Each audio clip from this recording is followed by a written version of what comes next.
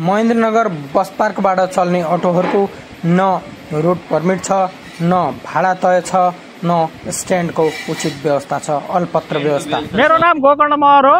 म अटो चालक हो। म चाहिने 5 वर्ष 6 वर्षबाट अटो चलाइरहेको छु। सर हामीहरू किन भनेपछिमा हामी 10 वर्ष 8 वर्ष 10 वर्षदेखि हामी अटो चलाइरहेछौँ। तर यहाँ के 10 वर्षदेखि हामी बस पार्क अगाडि अटो लगाइराखेका थियौँ। तर अहिले चाहिने हाम्रो त्यहाँ वडा प्रशासनले चाहिने हामीलाई त्यहाँ पार्किङ दिएको छैन। हाम्रो माग यतिकै मात्र हो कि हामीलाई त्यहाँ 10 वटा अटो लगाउने हामीलाई पर्मिसन पाओस्। निकाय सरकारले चाहिने पार्किङ त दिएको छ, पार्किङ चाहिने हाम्रो अपोजिट छ, उल्टा साइडमा पर्या हुनाले हाम्रो सवारी अल्पत्र परेका छन्। त्यही कारणले हामी सबै आफ्नो नियम कानुनमा हिँडिरहेका छौँ। तर हामीहरूलाई त्यहाँ 10 वटा अटो लगाउने मात्र हामीलाई पर्मिसन चाहियो। बस हाम्रो चाहिने हाम्रो अटो व्यवसायमा हजुरले बुझ्ने कुरा के हो भने महेन्द्रनगरदेखि हाम्रो झलारीसम्मको सवारीहरू हुन्छ सर।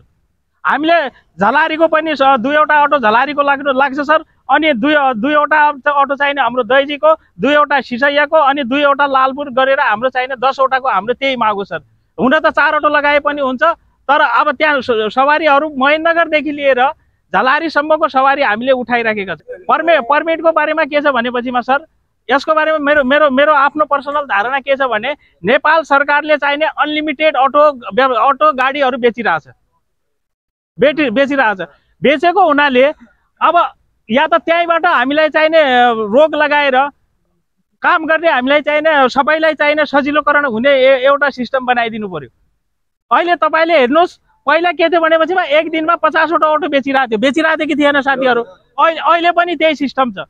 माथिबाट रोक लागोस्, हामीलाई पर्मिट देऊन्, हामी तयार छौँ। हाम्रो भाडा तय गरिदिनु पर्यो। अटोको भाडा पनि तय हुनु पर्यो सर। मनसाले भइरहेछ सर, यो पनि हो। हाम्रो अहिलेको भाडा के छ भनेपछिमा सर, त्यसको बारेमा पनि म छर्लङ्ग खुलाइदिन्छु सर। महेन्द्रनगरबाट सवारी बस्यो भनेपछि हाम्रो जनज्योति चौकको 20 रुपियाँ छ, पररी बिटको 30 रुपियाँ छ, अनि त्यहाँदेखि दाउना होटलको 40 छ, सुडाको 50 छ, अनि सामा दैजीसम्म 50 छ। ठुलो दैजीबाट कसैले 70 पनि भन्छन्, तर दिँदैनन् 70, सबैले 50 दिन्छन् सर। हामीले जो हाम्रो चलेकै भाडा हो सर। अनि यसमा भाडामा एक कुरा अर्को पनि छ सर, जति बेला 200 रुपियाँ लिटर पेट्रोल चलिएको थियो त्यति बेला पनि हामीले 50 मै बोक्या हो कि होइन साथीहरू? बोक्या हो कि होइन? अनि बीच बाटोमा कुनै पनि एक्सिडेन्ट होस्, केही पनि होस्, हाम्रो अटोवाला साथीले ज्यान जोगाउन आफ्नो ज्यानलाई खतरामा हालेर हस्पिटलसम्म पनि पुगाएको छ।